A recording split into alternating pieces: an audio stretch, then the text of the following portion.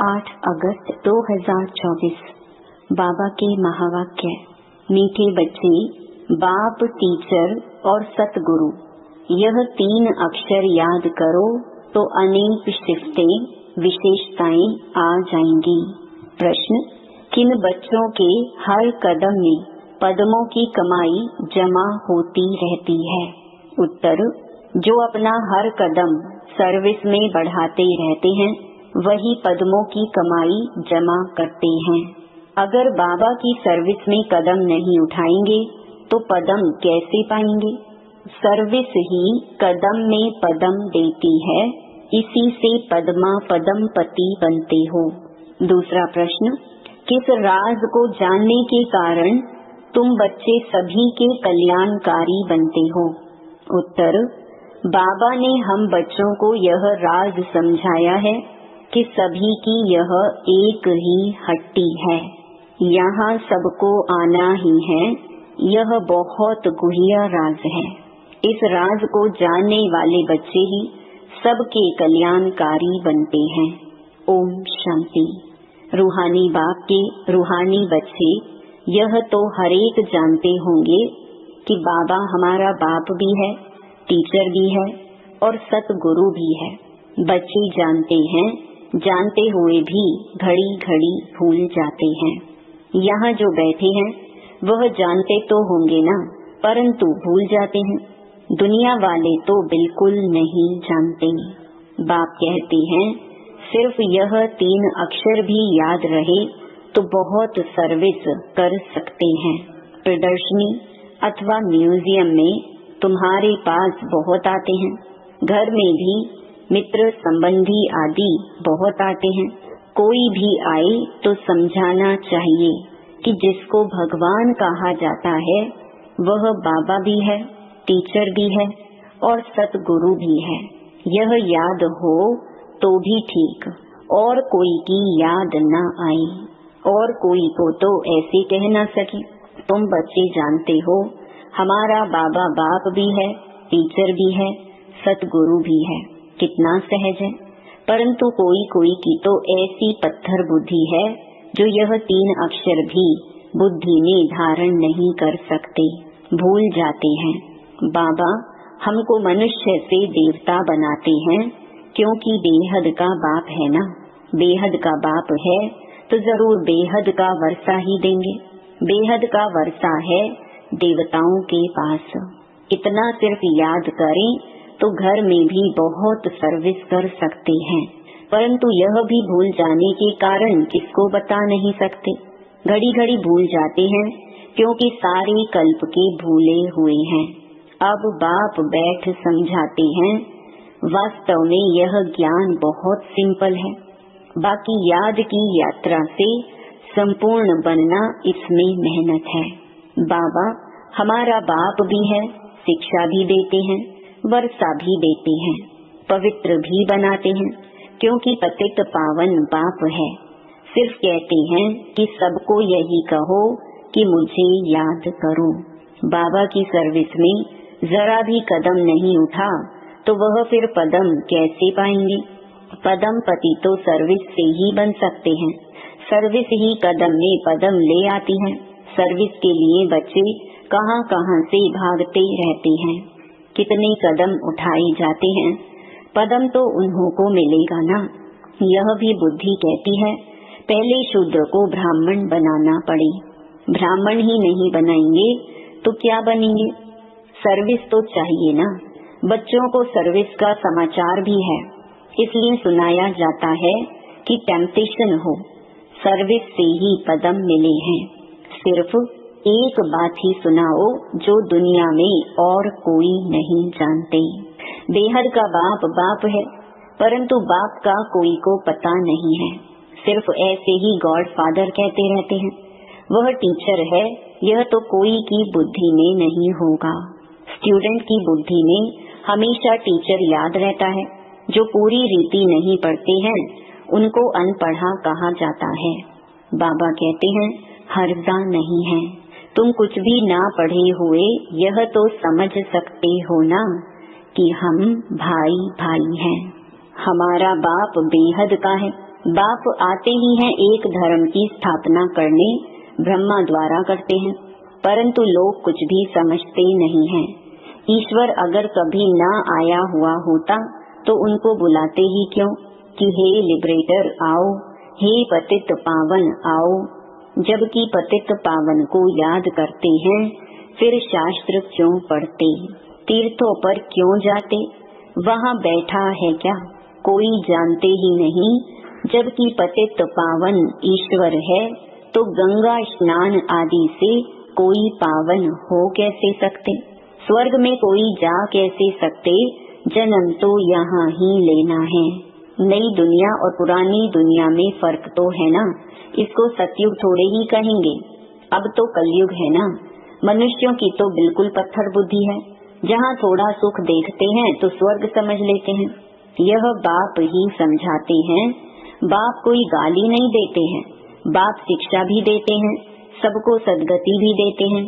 भगवान बाप है तो बाप से जरूर कुछ मिलना चाहिए। बाबा अक्षर भी ऐसा है जो उनसे वर्षे की खुशबू जरूर आती है, और भल कितना भी काका मामा आदि हैं, परंतु उनसे वर्षे की खुशबू नहीं आती। अंतर्मुख हो विचार करना है कि बाप ठीक कहते हैं। गुरु के पास कोई जायदाद होती नहीं, वह तो खुद ही घर बार छोड़ते हैं। तुमने संन्यास किया है विकारों का, वह तो कह देते हैं हमने घर बार छोड़ा। तुम कहते हो हम सारी दुनिया के विकारों का संन्यास करते हैं। नई दुनिया में जाना कितना सहज है, हम संन्यास करते हैं सारी पुरानी सृष्टि तमो प्रधान दुनिया का। सतयुग है नई दुनिया, यह भी जानते हो नई दुनिया की जरूर सब गाते हैं। स्वर्ग कहा ही जाता है नई दुनिया को, परंतु वो लोग सिर्फ कहने मात्र कह देते हैं, समझ कुछ नहीं। तो बाप बच्चों को कहते हैं सिर्फ यह विचार करो, बाबा हमारा बाप भी है, शिक्षक और सतगुरु भी है, सबको ले जाएंगे। अक्षर ही दो हैं, मन मना भव, इसमें सब आ जाता है, परंतु यह भी भूल जाते हैं। पता नहीं बुद्धि में क्या क्या याद रहता है। नहीं तो रोज लिख कर दो कि इतना समय हम किस अवस्था में बैठे थे। तुम बैठे हो बाप टीचर सतगुरु के सामने, तो वही याद आना चाहिए ना। स्टूडेंट को टीचर ही याद आएगा ना, परंतु यहाँ माया है ना, एकदम माथा ही मोड़ देती है, सारा राज्य भाग्य ही ले लेती है। तुमको पता नहीं पड़ता है, आए तो थे वर्षा लेने, परंतु मिलता कुछ भी नहीं। ऐसे ही कहेंगे ना, भल स्वर्ग में तो चलेंगे, परंतु वह कोई बड़ी बात थोड़ी है। यहाँ आए भल परंतु पढ़े नहीं, फिर स्वर्ग में तो जाएंगे ना, यहाँ तो बैठे हैं ना, समझते हैं स्वर्ग में जाना है, फिर क्या भी बने, वह तो पढ़ाई नहीं हुई ना। थोड़ा भी सुना तो उसका फल मिल जाता है, पढ़ाई से तो बड़ी स्कॉलरशिप मिलती है। बाप से ऊंच से ऊंच पद पाना है तो पुरुषार्थ करना पड़े। पढ़ाई याद होगी तो 84 का चक्कर भी याद आ जाएगा। यहाँ बैठने से सब याद आना चाहिए, परंतु यह भी याद आता नहीं है।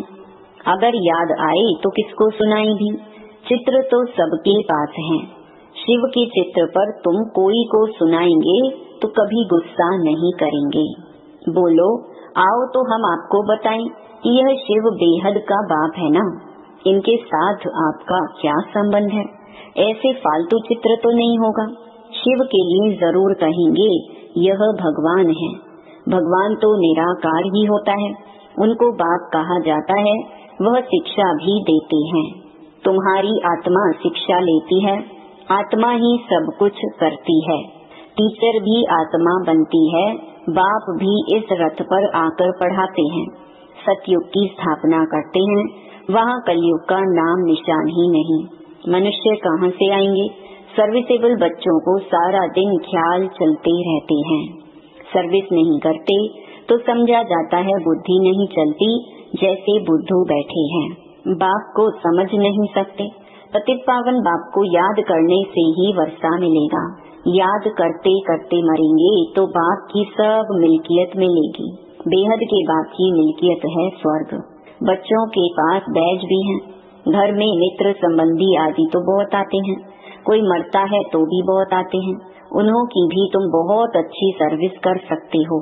शिव बाबा का चित्र तो बहुत अच्छा है, भल बड़ा ही रख दो, इसमें कोई कुछ कहेंगे नहीं। ऐसे नहीं कहेंगे कि यह ब्रह्मा है, यह है गुप्त। तुम गुप्त भी समझा सकते हो। सिर्फ शिव का चित्र रखो और सब चित्र उठा दो। यह शिव बाबा बाप टीचर सतगुरु है।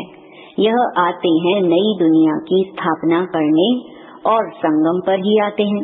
यह ज्ञान तो बुद्धि में है ना। बोलो शिव बाबा को याद करो और किसी को याद नहीं करो। शिव बाबा पतित पावन हैं। वो कहते हैं मुझे याद करो तो तुम मेरे साथ आकर मिलेंगे। तुम गुप्त सर्विस कर सकते हो। वह लक्ष्मी नारायण इस नॉलेज से ही बने हैं। कहेंगे शिव बाबा निराकार है, वह कैसे आते हैं? अरे तुम्हारी आत्मा भी तो निराकार है, वह कैसे आती है? वह भी ऊपर से आती है ना पाठ बजाने। यह भी बाप आकर समझाते हैं। बैल पर तो आ ना सके, बोलेगा कैसे? साधारण बूढ़े तन में आते हैं, समझाने की भी बड़ी युक्ति चाहिए। कोई कहते तुम भक्ति नहीं करते हो। बोलो हम तो सब कुछ करते हैं, युक्ति से चलना होता है। किसको उठाने लिए सोचना चाहिए, क्या युक्ति रचे। कोई को नाराज भी नहीं करना है। गृहस्थ व्यवहार में रहते सिर्फ पवित्र रहना है। तुम कहते हो बाबा सर्विस नहीं मिलती है। अरे सर्विस तो बहुत कर सकते हो, गंगा जी पर जाकर बैठ जाओ। बोलो यह पानी में स्नान करने से क्या होगा? क्या पावन बन जाएंगे? तुम तो भगवान को कहते हो हे पतित पावन आओ, आकर पावन बनाओ। फिर वह पतित पावन है या यह? ऐसी नदियाँ तो ढेर हैं। बाप पतित पावन तो एक ही है। यह पानी की नदियाँ तो सदैव हैं ही। बाप को तो पावन बनाने के लिए आना पड़ता है। आते भी हैं पुरुषोत्तम संगम युग पर, आकर पावन बनाते हैं। वहाँ कोई पतित होता नहीं। नाम ही है स्वर्ग नई दुनिया। अभी तो है पुरानी दुनिया। इस संगम युग का तुमको ही पता है और कोई समझ ना सके। बाप तो अनेक प्रकार की सर्विस की युक्तियाँ समझाते हैं। बुद्धू भी ना बनो। कहते हैं अमरनाथ पर भी कबूतर होते हैं, पीजन पैगाम पहुँचाते हैं। ऐसे नहीं, परमात्मा का पैगाम ऊपर से कबूतर लाएंगे, यह भी सिखलाते हैं। उनके पाँव में लिखकर बांधेंगे तो ले जाएगा। उनको सहज रीति दाना मिलता है तो और कहाँ भटकने की दरकार नहीं। तुमको भी यहाँ दाना मिलता है। तुम्हारी बुद्धि में है विश्व की बादशाही जो यहाँ से मिलती है। वह फिर समझते हैं दाना यहाँ मिलता है तो फिर हिर जाते हैं। तुम तो चैतन्य हो, तुमको अविनाशी ज्ञान रत्नों का दाना मिलता है। शास्त्रों में भी है चिड़ियाओं ने सागर को सुखाया। बहुत कथाएं लिख दी हैं। मनुष्य कहेंगे सत, फिर कहते हैं सागर से देवता निकले, रत्नों की थालियां भरकर ले आए, कहेंगे सत। अब समुद्र से देवता कैसे निकलेंगे? समुद्र में मनुष्य व देवता रहते हैं क्या? कुछ भी समझते नहीं। जन्म जन्मांतर झूठ ही पढ़ते सुनते रहते हैं। इसलिए कहते हैं झूठी माया झूठी काया झूठा सब संसार। सच्चे और झूठे संसार में कितना रात दिन का फर्क है। झूठ बोलते बोलते इंसॉल्वेंट बन पड़ते हैं। तुम कितना युक्ति से समझाते हो, फिर भी कोर्टों में कोई को ही बुद्धि में बैठता है। यह है बहुत सहज ज्ञान और सहज योग। बाप टीचर सतगुरु को याद करने से उनकी सिफतें भी बुद्धि में आ जाएंगी। अपनी जांच करनी चाहिए।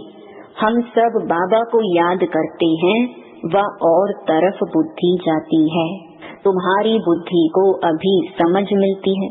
कितनी मीठी मीठी बातें बाप समझाते हैं, युक्तियाँ बताते हैं।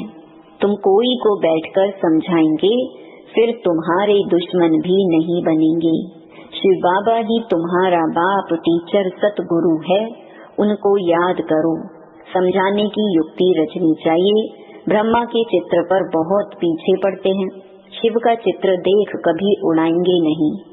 अरे यह तो आत्माओं का बाप है ना, तो बाप को याद करो, इनसे बहुतों को फायदा हो सकता है। इनको याद करने से तुम पतित से पावन बन जाएंगे। वह सबका बाप है, एक बाप के सिवाय कोई की याद नहीं आनी चाहिए, और संग तोड़ एक संग जोड़ना है। यह है किसके कल्याण करने की युक्तियाँ। बाप को याद ही नहीं कर सकेंगे तो पावन कैसे बनेंगे। घर में भी तुम बहुत सर्विस कर सकते हो, बहुत मित्र संबंधी आदि तुमको मिलेंगे।